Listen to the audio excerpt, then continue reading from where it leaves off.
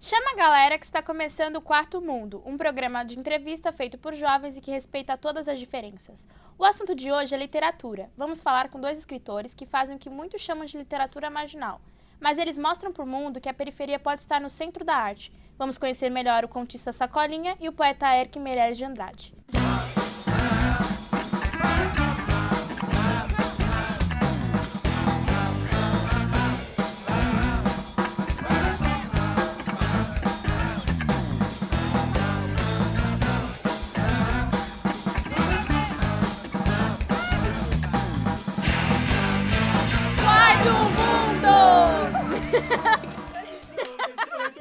Hoje no nosso estúdio estamos com Erque Meirelles de Andrade, que escreveu o livro Fragmentos da Poesia Marginal. Ele questiona a alienação dos artistas, luta para mudar o mundo e participa de projetos sociais da periferia do Brasil. Tudo bem, Erque? Tudo ótimo. O seu primeiro livro se chama Fragmentos da Poesia Marginal. Por que marginal? Marginal porque a literatura como um todo, mesmo com o avanço que teve nesses últimos anos, se você for pegar, existe uma pesquisa chamada Retratos da Leitura no Brasil, o Brasil vem lendo mais, né? 35% das pessoas acham que a leitura ela é a atividade de lazer mais importante, a atividade preferida que elas têm. Mesmo com o crescimento que a literatura vem tendo ultimamente, ela ainda está muito marginalizada. Quando se fala de literatura, você agrega o romance, você agrega o conto, você agrega as informações jornalísticas e você também agrega a poesia, né? Que de todos é a que fica mais marginalizada. Haja vista que se você for, por exemplo, em qualquer lugar, uma livraria, algum lugar parecido, a estante de poesia é aquela minúscula, pequenininha, né? Onde só tem os grandes líderes e no final das contas você não tem o espaço que você deveria ter. Haja vista que no Brasil é um dos maiores produtores de poetas. Haja vista também que nessa pesquisa mesmo da Retratos na Leitura do Brasil, o quinto gênero literário mais lido é a poesia. Só que isso também não reflete em relação ao livro. Se você for ver, por exemplo, produção de livros, é muito limitada de poesia, só aos poetas consagrados, quem é novo não tem espaço. Qual a real importância dos seus poemas na sua vida? É toda. A arte, para mim, ela é minha mola propulsora de enxergar o mundo de uma forma muito diferente.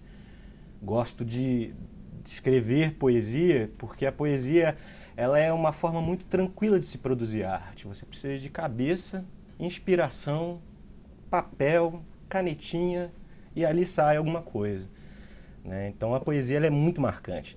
Segundo é que ela foi, na tradição da minha vida, ela sempre foi muito presente, né? Eu comecei a gostar de poesia com 10 anos de idade. Comecei a escrever poesia, escrever poema com 11 anos. Então, desde os meus 11 anos de idade, eu venho tendo uma aproximação com ela. E foi a poesia que me mostrou as outras linguagens, foi a poesia que me mostrou o cinema, foi a poesia que me mostrou a literatura como um todo, porque foi quando eu me aproximei mais em ler mais, em gostar mais de ler.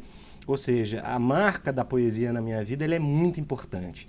Quando você faz poesia, você tem que ter um momento em que você tem que olhar o mundo que está ao teu redor, inspirar o mundo que está ao teu redor para você pensar qual vai ser a identidade que ela vai ter, qual vai ser a profundidade, qual é a técnica que você vai utilizar, como você vai desbastá-la, né? E se você for perceber, eu faço isso na minha vida diariamente. Ou seja, a poesia ela é a parte intrínseca de eu me conhecer e também de eu conhecer as pessoas como um todo.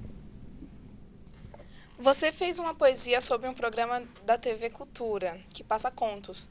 O que você acha do espaço que a literatura tem na televisão? Dá para ser diferente? Dá para ser muito diferente. Primeiro, agradecer esse espaço maravilhoso. Isso é muito raro a gente achar dentro da televisão hoje, você discutir literatura.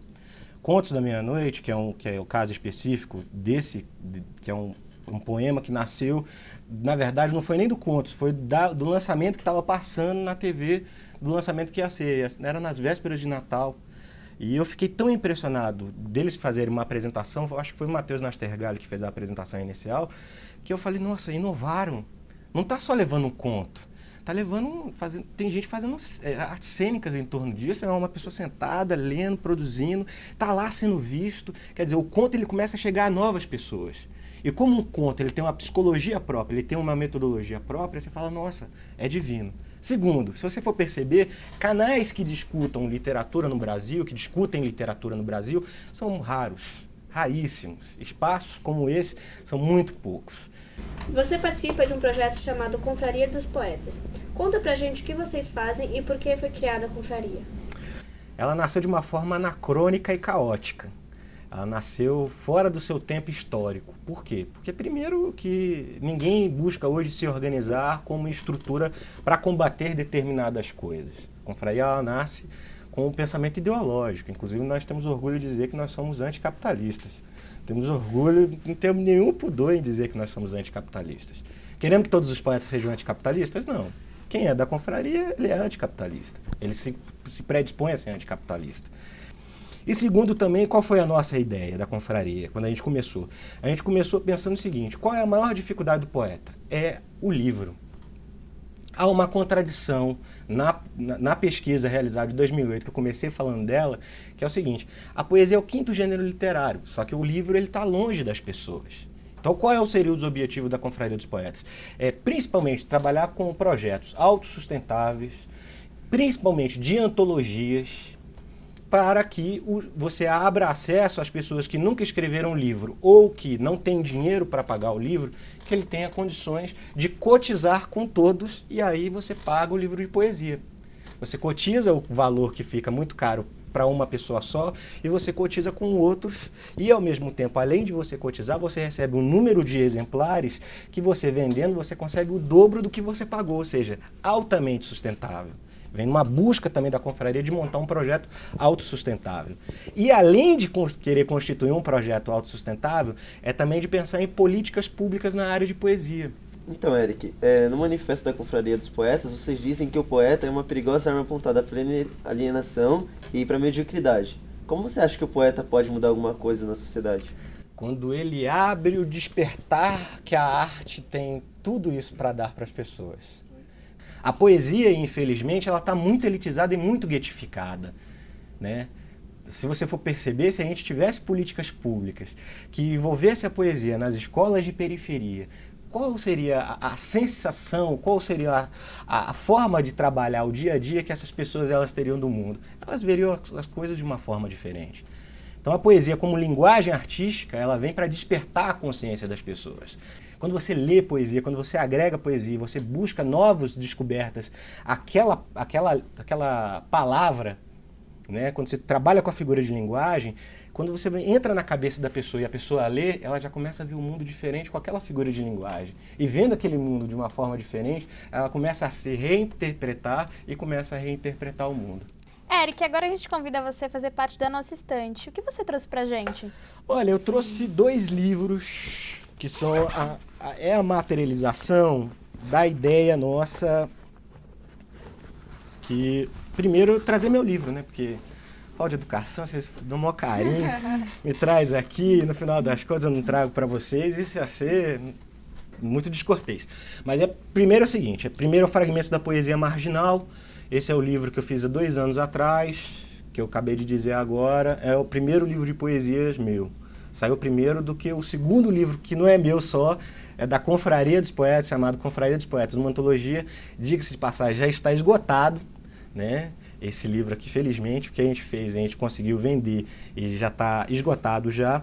A ideia nossa é que, eu peguei do meu arquivo esse aqui, a ideia minha é de dar de todo o coração para vocês o que a Confraria construiu e que além do que a Confraria construiu, que também eu consegui construir nesse caminho de 20 anos de poesia com o meu primeiro livro. Eric, você não quer recitar alguma poesia pra gente?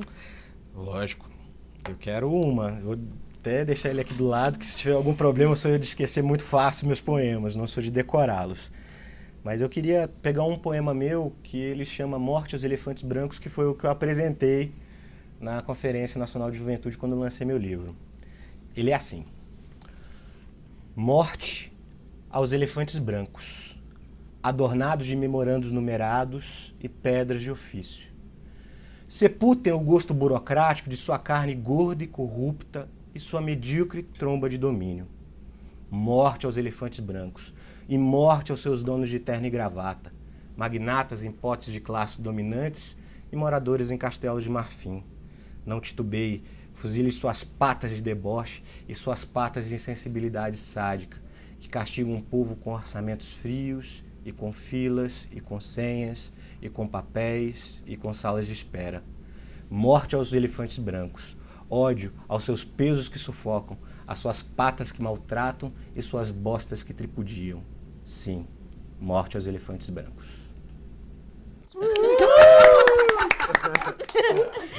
Ótimo. Eric, muito obrigada pela sua presença e pelo seu presentinho, valeu mesmo. O Quarto Mundo vai fazer um rápido intervalo e daqui a pouco a gente volta com Sacolinha. É rapidinho, galera. Quarto Mundo! Quarto Mundo! Estamos de volta com o Quarto Mundo, um programa totalmente feito por jovens. E o convidado agora é Ademiro Alves, mais conhecido como Sacolinha. Ele não tem nem 30 anos e já mostrou que quem mora na periferia também pode entrar para o centro das decisões. Sacolinha começou agitando com o projeto Literatura Brasil e hoje foi chamado para ser coordenador da prefeitura de Suzano, sem contar que os livros dele são de tirar o fôlego. Tudo bem, Sacolinha? Tudo ótimo, muito obrigado pelo convite, obrigado a todos os repórteres do Quarto Mundo. Sacolinha, você teve uma infância bem difícil. Foi entregador de panfletos, cobrador de caixa, de ônibus. Como foi para você entrar na literatura? De verdade mesmo, acho que foi mesmo influência da minha infância, né? Tinha muita coisa para contar, eu sempre fui um garoto muito pobre, muito humilde, mas sempre fui viciado em felicidade. Então era o skate que eu ganhava, se não tinha as rodinhas da frente, eu não tinha dinheiro para comprar, eu ia ao ferro velho e pegava aquelas rodinhas de carrinho de rolemã e colocava ali. Então uma bicicleta também não tinha dinheiro para comprar, eu ia no ferro velho, negociava, enfim. Era muito criativo e por ser viciado em felicidade eu tinha muita história para contar. Mais para frente, é claro que esse não foi o episódio total, mas mais para frente isso contribuiu também para que eu entrasse no mundo da literatura.